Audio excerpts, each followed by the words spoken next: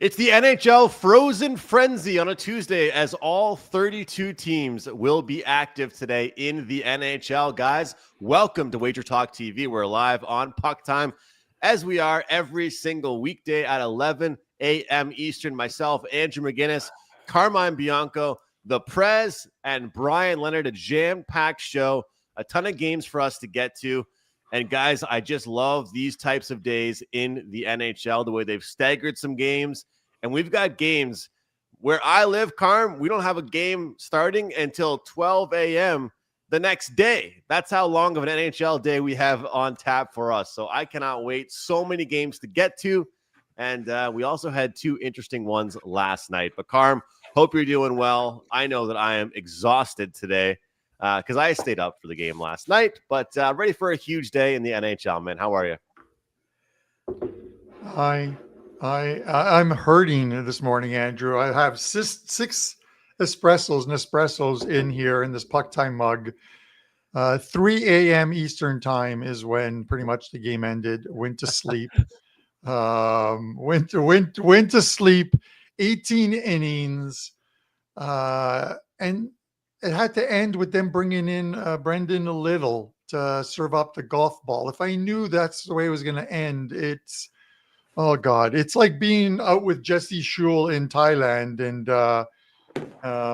the wrong thing happens at the end of the night. But with that said, Andrew, Frozen Frenzy.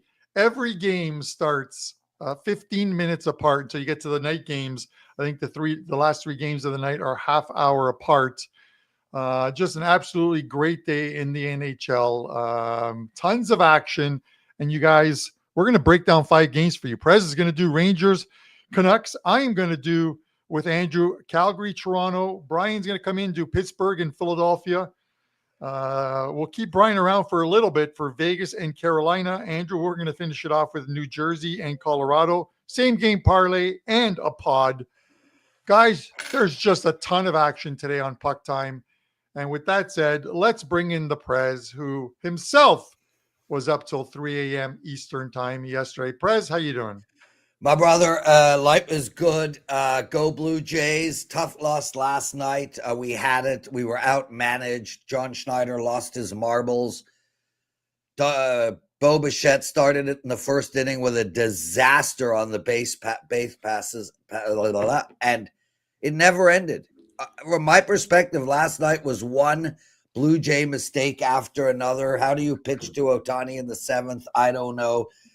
With all that said, I'm excited to be here. Pocket surprise. Why didn't you dress up more for the show, Prez?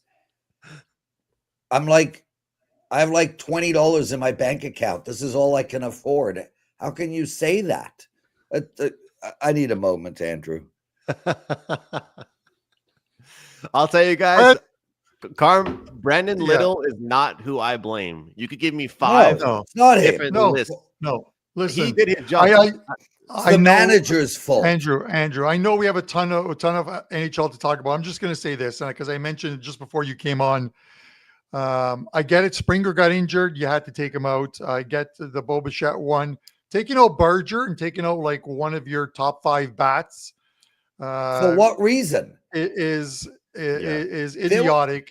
You needed the for a Buffalo game that Bison. looked like it was going to go extra innings. You needed them in there. There was a moment in the game where Miles Straw's entire job was not to hit into a double play. Like his job wasn't to get a hit.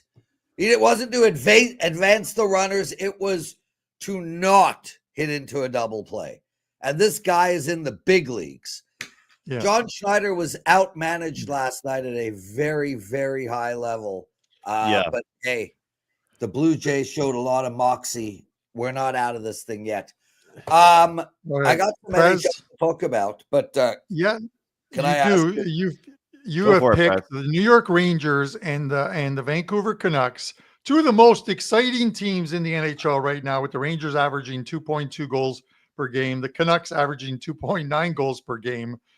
I want to make sure we get our timestamps done today. So I am on it, Andrew. Don't worry. Prez, talk NHL. Okay, my brother. Well, firstly, I picked this game for two reasons. One, conceptually, I want to talk about both teams over the next sort of month, if you will. The New York Rangers are a team that I expected a lot more out of coming into the season. This was a team that had a horrible year last year, and it really felt like just one of those years that had tasted bad.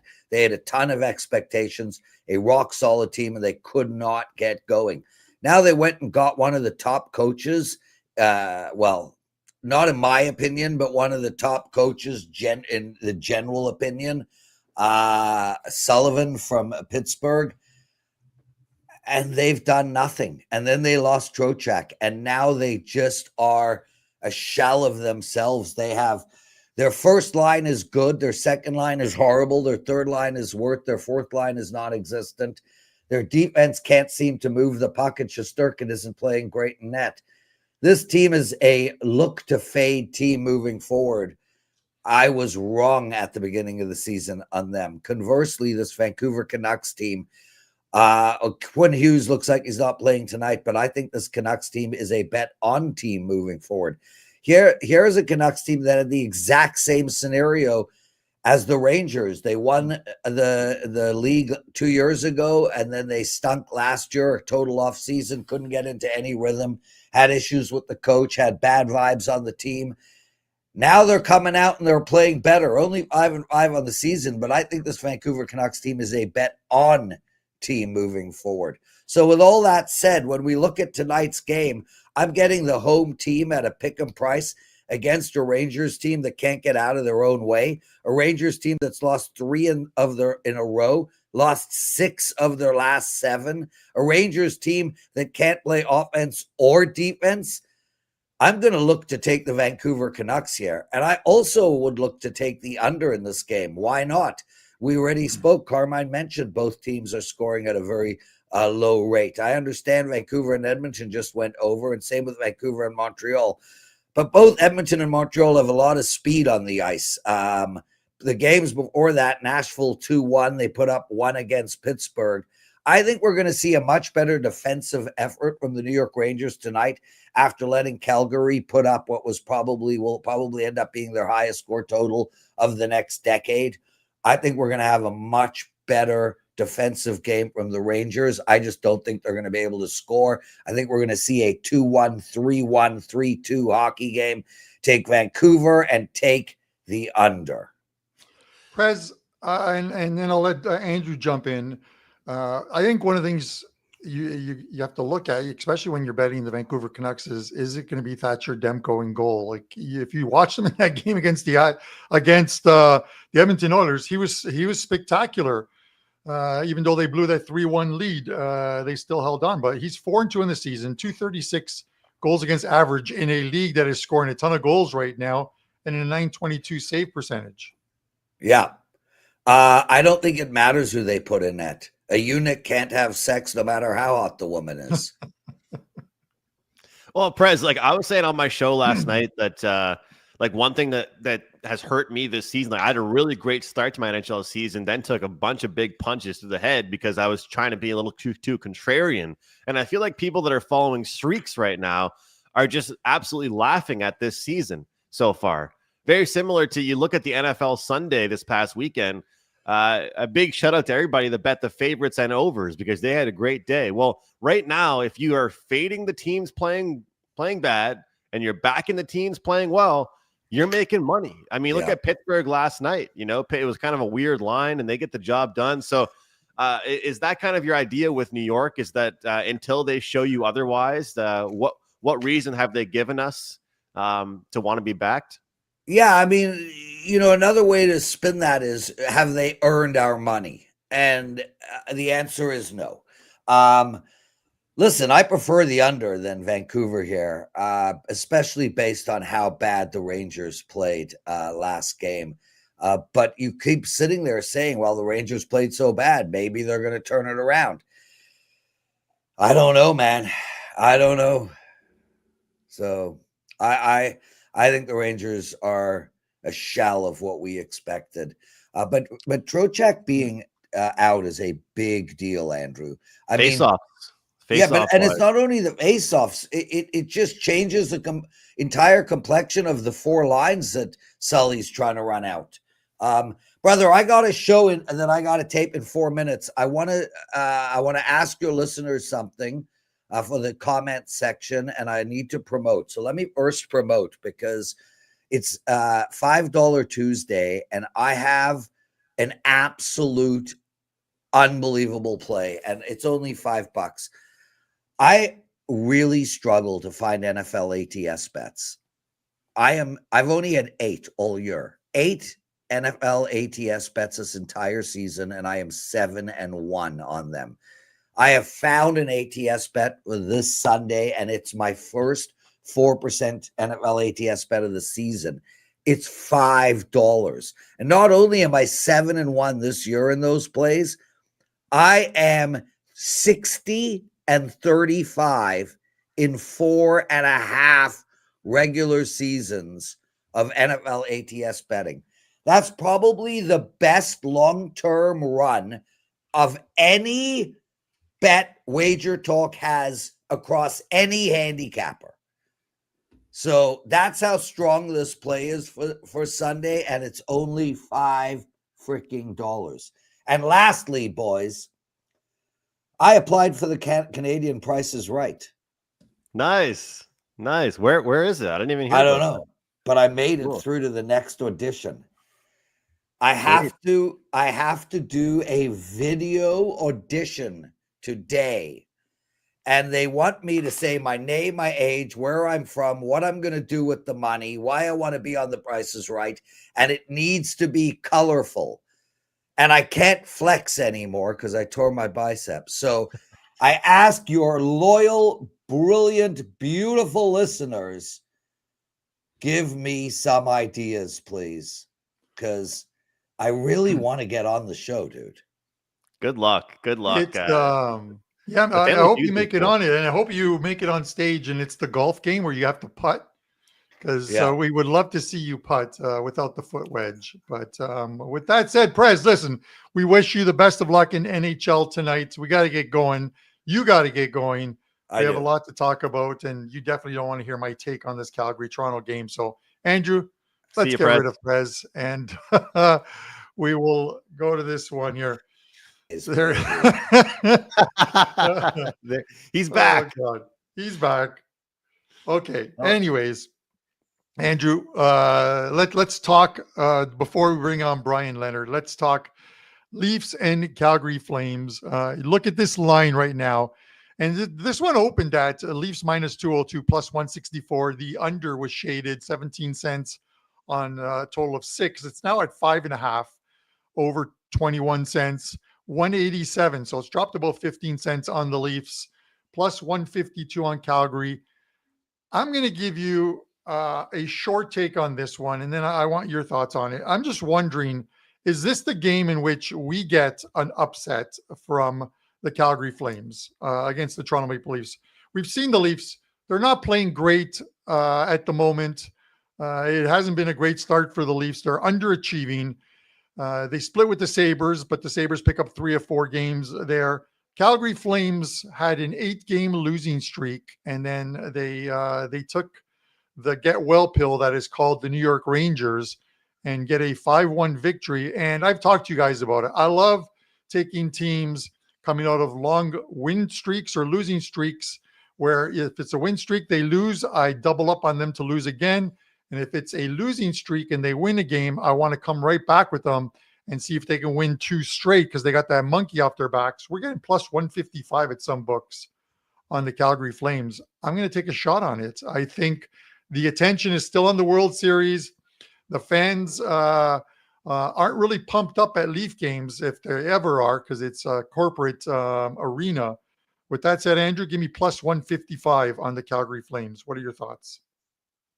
Yeah, I like the mindset, Carm. I like the idea behind it. Like you knew that shooting percentage wasn't going to be sustained for the Calgary Flames. It was the league worst shooting percentage. They just couldn't get the job done. And, I understand sometimes that comes to do with the offense.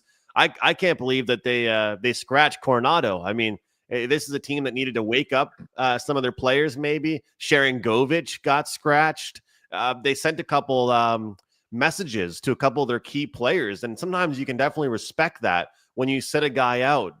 But I think overall, if we're looking at the advanced metrics, this team was dead last in expected goals for in some of the advanced categories, but also in their shooting percentage on all attempts, they were dead last. The dam was going to break, Carm. So I might not have the guts that you have to take the money line here with this one. But what I do think is that this Leafs defense is being sacrificed for offense. I think people on the Leafs are realizing, okay, maybe we don't have that offense we once did. So they're now starting to jump up into the rush a little bit defensively and maybe pinch up a little more than they should be, or take a couple chances that they shouldn't be. And to me, that results in the over here. And, you know, one thing to mention here, Carm, I know that Caden Primo is 2-0, but Joseph Wall is announced that he's coming back from his leave of absence. But Anthony Stolarz has had quite the overwhelming amount of starts so far to the season, as he's 2-4-1 on the year, 3.3 goals against average. You got an 8.85 save percentage. Hasn't been that impressive by any means. Anybody with an 8.85. And Dustin Wolf, even though he called out his team because he said that he can't generate offense, he's not a player himself, which I thought was a crazy thing for a goalie to say, even though part of me finds it funny. This guy has not had the greatest season either, you know, besides a couple games. He was a Calder Trophy finalist last year. So I like the over 5.5 in this one here, Carm. Like, I think you look back to the home and home that Toronto had against Detroit. You look back to the home and home they most recently had against the Buffalo Sabres. You know, one of them was really high scoring in Buffalo. Your Sabres, Carm, secured 3 out of 4 possible points against the Maple Leafs in that home and home, you know? So I think if I'm the Maple Leafs right now, yeah, okay, we can all probably make jokes that they miss Mitch Marner, but I think the problem is that in games that they've shown offensive power, they've also had to sacrifice defense, which has hurt them a little bit. So we'll see if that ends up working out. But I think I like the over in this one. It's very similar to your handicap, Carm. You know, when a team finds their touch, it's a team you want to back. And I think that we saw Calgary. You see the ball go in the basket, you know, in basketball terms. You see the puck go in the net and you feel good about yourselves. Well, it doesn't really matter. Like, that's the funny thing. Every podcast that I listen to, Carm, they said it doesn't really feel like the Flames are playing poorly. It doesn't really feel like they're mailing it in. They're giving it a good effort. And sometimes that can be really hard because your whole team was actually working their asses off. They just weren't able to score. Yeah. And Andrew, you know, it's one of those things, you know, I thought, and we haven't seen it happen as of yet, that it would be by committee on trying to make up those points that Mitch Marner gave the Leafs last year, or Austin Matthews hasn't looked the same as of yet. I don't think the team has looked the same as of yet. They're just not scoring the goals that you would normally expect from a team, and they're probably not playing defense the way you expect the Leafs to play. So me taking Calgary is one of those hold your nose kind of bets. Hey, listen, I took the New York Jets on the weekend plus 6.5 against Cincinnati. And I think in my write-up, I said, you're going to have to hold your nose with this one. But I thought the Jets had a good chance to cover that game. And they ended up winning their first game of the year. You know, the other thing is you're going to have to check the status. If you guys are looking to bet on the Leafs tonight, it's check the status of William Nylander, because he is questionable as well for tonight's game. So I don't know if he's playing or if he's not playing. And you're taking more points and more scoring out of the lineup as well, too. Mm-hmm. You get Kadri, who's going to come back. You know, he's always pumped to play against the Leafs. And for you, those of you south of the border, and Andrew will tell you this, you know, Leafs fans will always tell you that every team in Canada seems to get up for a visit to Toronto. They have a lot of family there in Ontario who come in and watch the games, and they get up for playing the Leafs. I'm not saying it's their Stanley Cup, but they love nothing better than coming in and beating up on the Toronto Maple Leafs in front of family. So we'll see what happens tonight with the Calgary Flames. But Carm, what about this comment here? Barry says, don't think Calgary wins. They beat a lousy Ranger team. See, from where I'm sitting, Barry, my thoughts is that I think that the Calgary Flames could have beat me, Carmine, Gerald, Steve, and Barry last game. They just needed a win. That's kind of how I look at it, is that it doesn't really matter who they beat. They needed a win.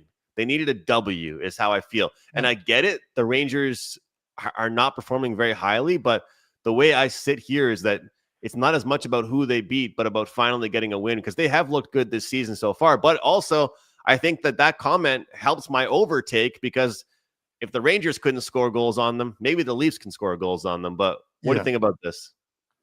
No, I get it. I get what he's saying, but the books price this exactly the way they price it. And I mean, if the thought process is you're going to take every good team against every bad team, you're going to lose money long term, because the books price it that way. We're always going to have differing opinions. That's how you have a market. If we all agree on the same play each and every day, every single person out there betting agrees on one team, there is no market. So the books set a price to obviously, hopefully balance it. But with that said, I want to mention there was a comment in the comment section. And then we're going to bring in Brian Leonard, and he's going to do the Pittsburgh and Philadelphia game, the battle of Philly or Pennsylvania. And then we're going to ask him for his comments on Vegas and Carolina. If hopefully you'll have one. But someone in the comment section after the video was posted yesterday says, I wonder if sometimes I think the narrative from these guys is to get us to bet one way so they can get a better price the other way. Now, listen, I find that flattering, but I have absolutely no power in moving a line. Me betting $300, $500, $1,000 in a game is not going to move a line. The books have risk management departments. They know when to move a line.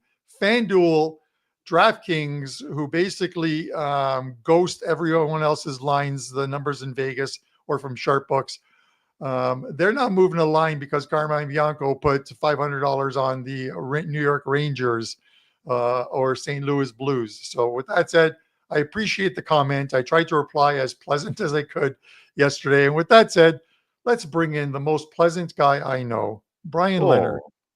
Yes. What's up, Bryan? Very nice. There he is. I'm surprised you guys are so perky today, because like you, I was involved in that game last night, and not a lot of sleep for anybody after that. But I will say, based on Carmine's comments, it's always cracked me up, because they've said that about people who are in the sport other part of the counter, behind the counter, when we used to have Andrew or Chris Andrews on and some other bookmakers. They go, why would the bookmakers give us the rights? The bookmakers don't know who's going to win. If they knew who was going to win, then they would price it differently. They know it's just about as much as we know. It's there. Nobody knows. This isn't the NBA. The only guy who knows who is going to win is kind of like iMonkey said there. iMonkey3 said, he called me Carmine Chancey Billups Bianco. Chancey Billups is the only guy who knew. He had those glasses where you could see the cards. Terry Rozier. He's the only one that knew if the prop bets were going to win or not. He knew what was going on. But Bryan, we're going to keep you around for a couple of games because I want your take. But Pittsburgh, Philadelphia, the Pens, they just keep on scoring. I think they're the highest scoring team in the NHL. They're averaging 3.8 goals per game. Philly 2.88. Give us your thoughts on this game. Yeah. Pittsburgh travels to Philadelphia.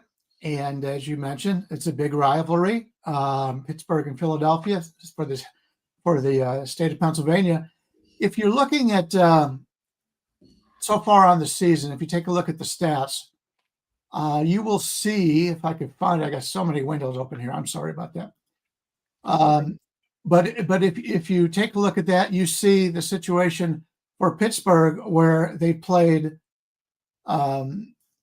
less. Pittsburgh on the season has played 5 home games, 5 road games.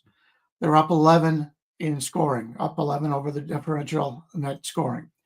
Philadelphia has played 5 home games, 3 road games, and they're up 2 in scoring differential. So there's a 9-goal differential, and these teams have only played, 8 for Philadelphia and 10 for Pittsburgh.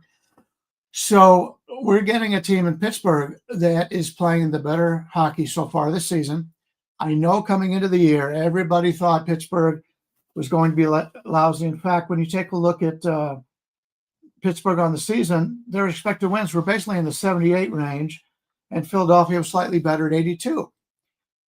After what we have seen so far, can you tell me that Philadelphia is a better team than Pittsburgh is? I can't.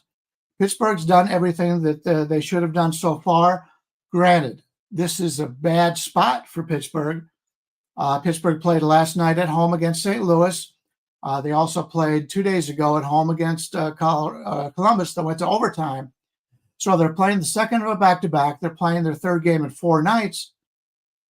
But they're staying in the same state. It's not like they got a major travel situation here. And last night against St. Louis, they had that game at hand pretty early. So it wasn't a game that went down to the wire like the baseball game last night that you got to take a look on how to play that. And by the way, while I'm talking about the baseball game, I did the baseball show today with 2 other gentlemen from WagerTalk. Great discussion on today's game. It's up there right now. Go in, check it out on YouTube. Let us know your feelings on it. But we had a great discussion on that game yesterday. So if you're looking to bet the baseball, go ahead and do that. We all have pretty strong opinions on it. But when you take a look at Philadelphia here, Philadelphia's had the last 2 days off. No problem. That they're clearly on the better situation here. But, Pittsburgh, in their last 11 games against Philadelphia, they got points in 9 of the 11 games. They're 7-2-2 the last 11 times they have played Philadelphia. I think the way they're playing right now, they're the better team than what Philadelphia is. And I don't know what you guys use for your differential. I go through and I do all my power ratings, and then I go through and look at the situational effect. The situational effect in this game, from what I consider what the line should be, is not the same as what we were getting in today's lines. This game opened up at 150. I'm seeing as high as minus 170 at Caesars now, minus 172 at FanDuel. So it's gone up 22 cents based on the scheduling situation. But the opening line took that into account. The opening line was much closer to where I have this game than what they have now. Where can you catch right now? You can catch Pittsburgh playing great hockey right now that look forward to playing the next game. They're playing their big rival, and they have been great on the road. Pittsburgh has been a terrific team on the road. You take a look at what Pittsburgh has done lately. They go on the road to the Kings, beat the Kings. They shut out San Jose, and then they go to Florida, the team that is just knocked off the Vegas Golden Knights, embarrassed them actually in a shutout. They beat Florida 5-3. What has Pittsburgh done to take all this money coming in on Philadelphia? I don't buy it. This is one of the biggest bargains out there right now. I like the underdog here, and I'm not going to bet it yet because money continues to come in on Philadelphia. The 124 plus 124 for Pittsburgh on the overnight was closer to what my line is. And now I can get plus 149 at Pinnacle right now. This is early action, and it's all coming in on Philadelphia. I'm an underdog player, and I'll take Pittsburgh in this bad scheduling situation because they're in the same state playing a big rival. After this game, Pittsburgh's got the next day off, and they go to Minnesota, who's been a team that's been really struggling right now. So they're coming to play tonight, and they've done very well in this series. I like the underdog. Bryan, where I'm looking, I'm seeing right now Pittsburgh is dead last in expected goals against. And obviously they've played the most games, or a couple teams, 10, 11 games so far. You got Boston, Vancouver, Minnesota, Anaheim, top 5 or bottom 5. Shockingly enough, I don't even see San Jose in there. But do you still feel like that's just not put into the price enough, like all this information? Because the only thing I'm worried about with Pittsburgh, and I'm not sure if you caught the start of the show, I think I saw you in the comments there. One thing that's hurt me, Bryan, I think, honestly, this year is thinking too much. And, you look at some of these teams that are playing well, if you keep backing them, because, everybody always says a streak can only be broken once, right? But a streak can keep going on and on and on, or a team can keep playing very well and very well. Eventually, the expected goals numbers usually end up doing what they're supposed to do, and they end up leveling out a little bit here. Expected goal differential, expected goals against here. Maybe not tonight because the value's there here, but what do you think ends up happening with this Pittsburgh team? Do you think that because yesterday Carm and I were looking at their prices to miss the playoffs, and it pretty much hasn't changed since the start of the season. So the books are just still like, okay, we'll let them have their fun. So are you just going to ride this team and take a look at them until, they start to slow down? Because all the metrics I'm looking at are like, man, this team's not playing that well defensively, but they keep winning games. Yeah, when you take a look at teams like this, nobody expected them to do well, but you've got to watch the games. You've got to see how they're playing.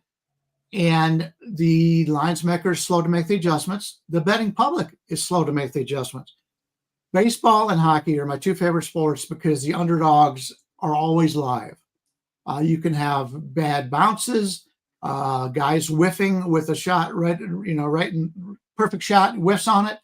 It's a lot of randomness in it. It's totally different, like the NBA, where teams are going to go on winning streaks, but at the end of the season, the 4 or 5 best teams, barring injury, are going to be there because they go up and down the court so many times. They talk about that in tennis. That's why you rarely see upsets in tennis, and you've got big favorites in tennis. It's because the more times you do something, the more times that team that has the better talent has the advantage. In baseball and hockey, it's not like that. Baseball, mostly because of the bullpen. Some days your best relievers are available. Sometimes they're not. Also on the starting pitchers. In hockey, it's a lot of puck luck. And when you get a team, look at Jari. Jari yesterday, he's been terrific so far this season for Pittsburgh. Coming into the season, did anybody want anything with Jari? A lot of people pay a lot more attention to these goalies than I do. Every year we get guys, other than 4 or 5 really good goalies in hockey, all the rest are a coin flip to me. I went back, Vegas played the other day, and they played a goalie in the last game they played against Tampa Bay, in which he had never played before. I went back and looked at the goals Vegas has given up when they have a goalie playing the first game with them. They give up less goals because they need to protect that goalie. So it was a good time to play the under. It was a good time to play Vegas in that situation because of the money. Then they didn't get the victory, but it wasn't the goalie's fault. They didn't have any offense. And we're going to talk about the Golden Knights next, but that's been their problem lately. These last 2 games against Florida and Tampa Bay, there was 2 teams hungry for wins playing on their home ice that are good defensive teams, and the opportunities there were not for Vegas. This is a different sport. Baseball and hockey are different sports, and you've got to look at the games differently. They're going to go on, teams are going on winning streaks, they'll go on losing streaks. They always do. But you're underdogs. When a team pulls off a big upset in hockey, it's not nearly as crazy as it is when you look at the NFL. Oh, a 7-point favorite lost. 7-point favorites lose all the time in the NFL. Yeah, Brian, the thing for me here was the prices keep me off the game. My original lean was on Philly. The price I was looking for was in that 140 to 145 range. But at 167 at a couple of places like War, I think has it at 159. I think Pinnacle has it at 166. It's just too high for me. And it's more based on the fact it's the second of back-to-back for Pittsburgh. And I get it. The travel is not a big thing here, but it's the fact that Philly is playing better at home and scoring more goals at home. 19 goals they've scored in 5 home games. They've gone 4-1. And they've played some pretty good teams along the way at home, beating teams like Florida. Their only loss, I think, came to the Winnipeg Jets, but they did beat a Seattle Kraken team that had a good road trip. They beat a New York Islanders team that is scoring a ton of goals, and they beat a Minnesota Wild team in OT. And I won't say the Minnesota Wild are playing that great right now. So my original lean was Philadelphia. Unless the price comes down, I can't get to it. I can't get to 165 and make that justifiable long-term to make a profit off of that. But these teams do score 3-1 last year in their 4 games, Andrew. Went over the total. So we'll see if that continues tonight, because Pittsburgh's scoring almost 38 goals in 10 games for the Penguins. Someone mentioned Malkin leading the league in point scoring. So they're feeling good in Pittsburgh right now. We'll have this discussion again at the end of November and see if they're feeling just as good. Los Kid. But with that said, Bryan, I'm going to get some thoughts from you before Andrew and I get into this one. Vegas and Carolina. Carolina 6-2 on the season, only 2 losses. One of them was in Vegas, their first loss of the season, 4-1 to the Vegas Golden Knights. A little bit of revenge here, or a Vegas Golden Knights against a Vegas Golden Knights team that has a total of 1 goal thus far on this road trip through 2 games. Yeah, Vegas, Carolina. Carolina's in the 145 to 150 range here. Come back about 125 to 130, 135 in that area. This is not only revenge, it's quick revenge. And I watched that game. Vegas clearly had the fresher legs in that contest. Carolina had come into that game. They had already been their 4th. That was their 4th game of a 6-game road trip. They had just beaten. They blew out San Jose, and they beat Anaheim handily. They beat them by 3. So they go into that game with the Kings, and they beat the Kings in overtime. Had the day off, and then they played Vegas, lose 4-1. Had 2 days off, and they played Colorado, and they got that victory. I liked Carolina in that game. I thought that was a good spot for them. They got that in a shootout, a shootout, and then they played Dallas, and they lose to Dallas. So now they're back home, coming off of losing 2 of the last 3 games, playing a team that they just lost to, and they've had the last 2 days off. So you got to take a look at it and say, well, you'd probably think that Carolina is a pretty good bet here. But, Vegas played back-to-back games. Before they played those back-to-back games against Florida and Tampa, both losses 3-0 and 2-1 in overtime. They had 4 days off. So they had plenty of time to rest up for those games, and they didn't. The offense looked terrible against Florida and Tampa. So we've got a Vegas team who I think, along with Carolina and Colorado and Edmonton, are the most talented teams probably. I hope I didn't leave anybody out, but most talented teams in hockey. And Vegas was embarrassed the last 2 games offensively. I think we go out here in this game, and with that line, I'm not going to play Vegas because of the situation with Carolina looking for the revenge. I'm going to take a look at the total in this game, and it's sitting there at 6. It opened as 6 under, and now it's 6, pretty much 6 slightly to the over. I've even seen 6.5s out there. If this line stays at 6 and you can get it for -115 or less, I think it's not a bad bet, because you know what Vegas has been working on? They've been working on their offense.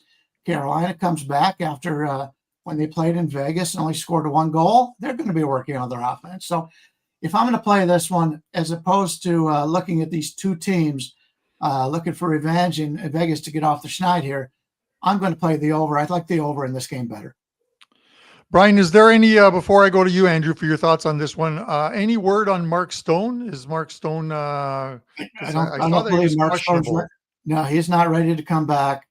And that did hurt him since he hasn't been there. Obviously, if you watch Mark Stone, he's one of the best 2-way players in hockey, and he's not being played.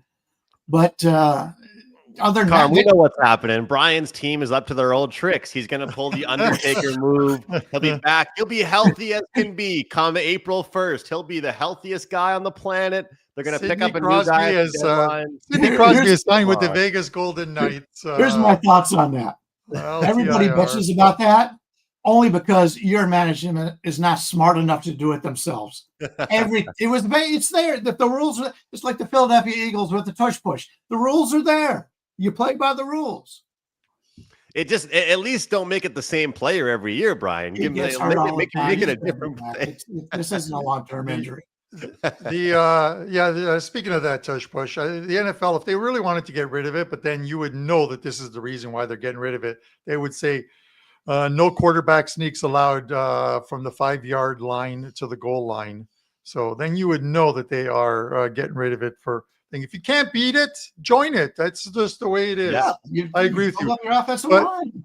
But guys, Brian Leonard from WagerTalk and Total Bases, his show is up for today. You can get his take on the Blue Jays and the Dodgers at Game 4. Brian, before we let you go, hopefully you are still there.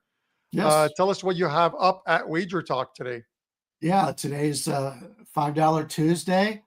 You can get. I only gave my baseball both 3% plays to my regular clients, so I didn't sell them.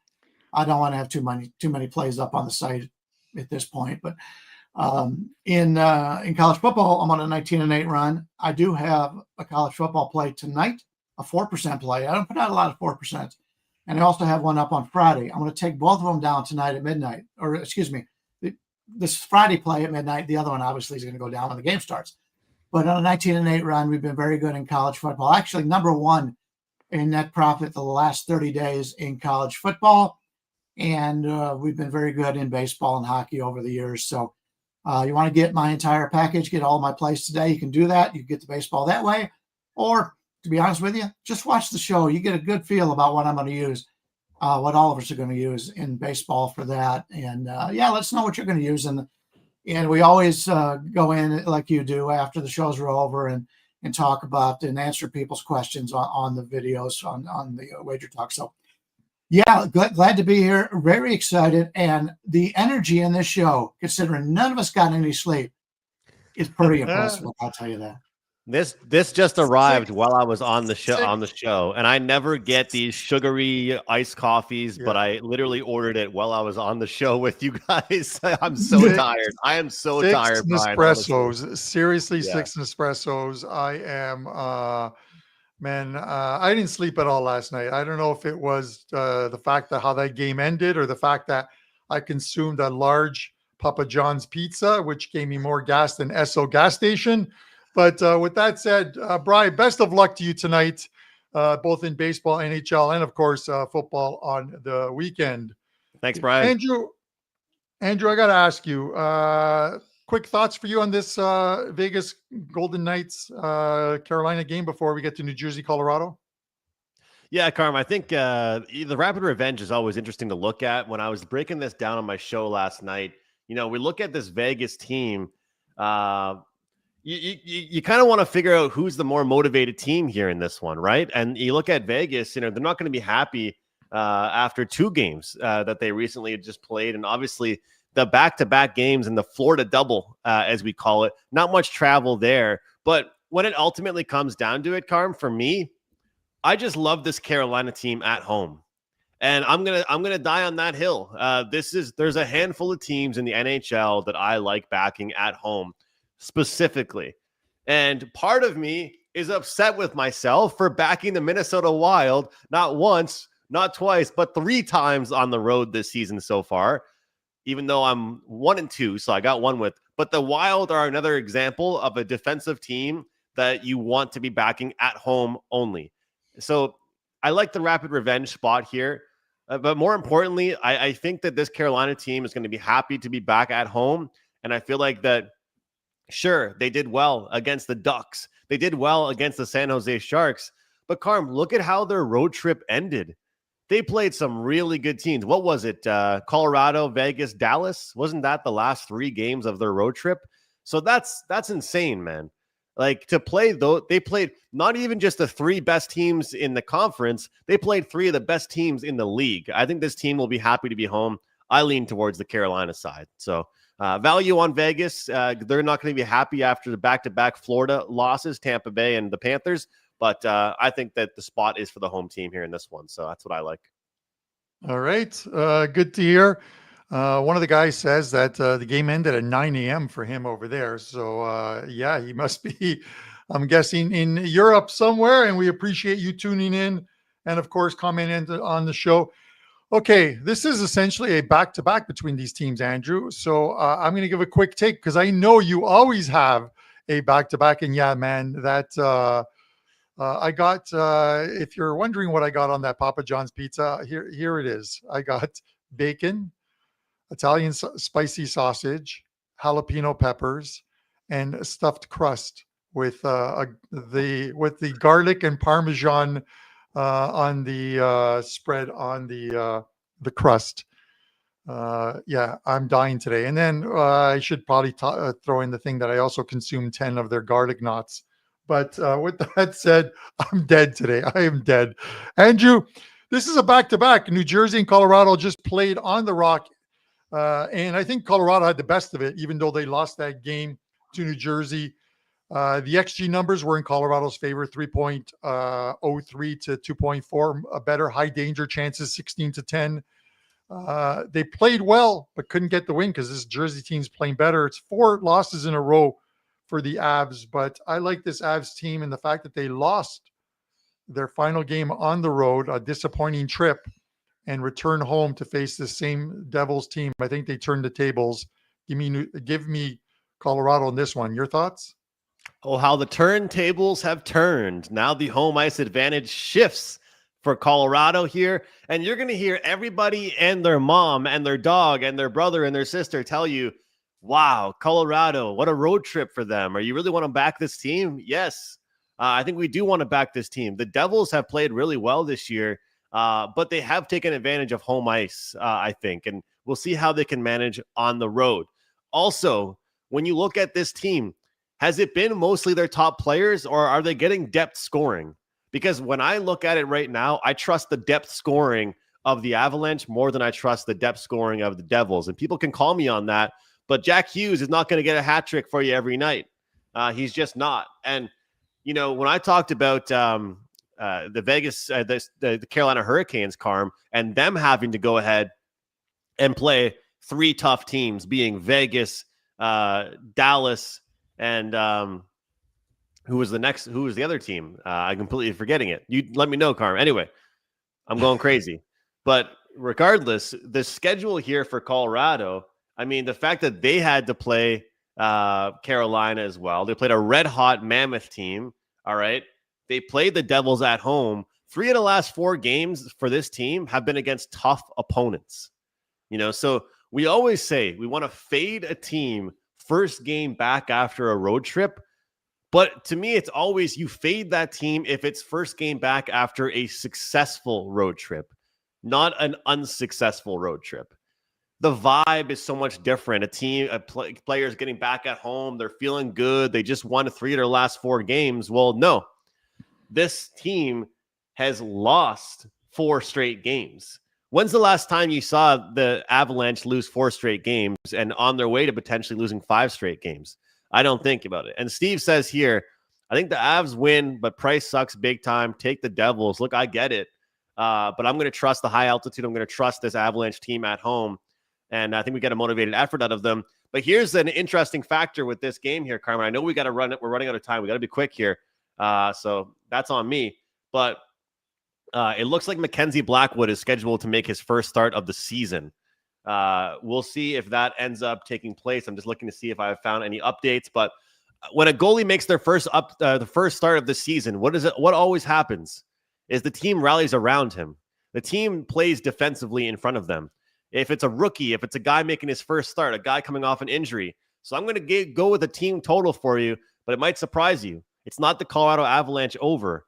I'm going to take the Devils under 2.5 goals plus 105. If the Avalanche want to show us what they have, they got to show us that they can pucker up defensively and play a good game of defensive hockey. That's what I have in this one here, Carm. And I've got no other thoughts regarding this one. Do you want to get to your bankroll play? Do you want to get to your bankroll play? No same game parlay for you today? We're skipping it for you today?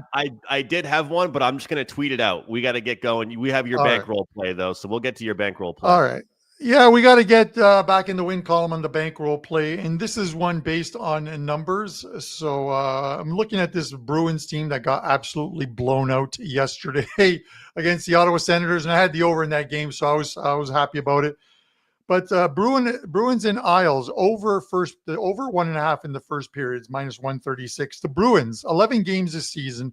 The first period over has hit in 8 of those 11 games, 8-3.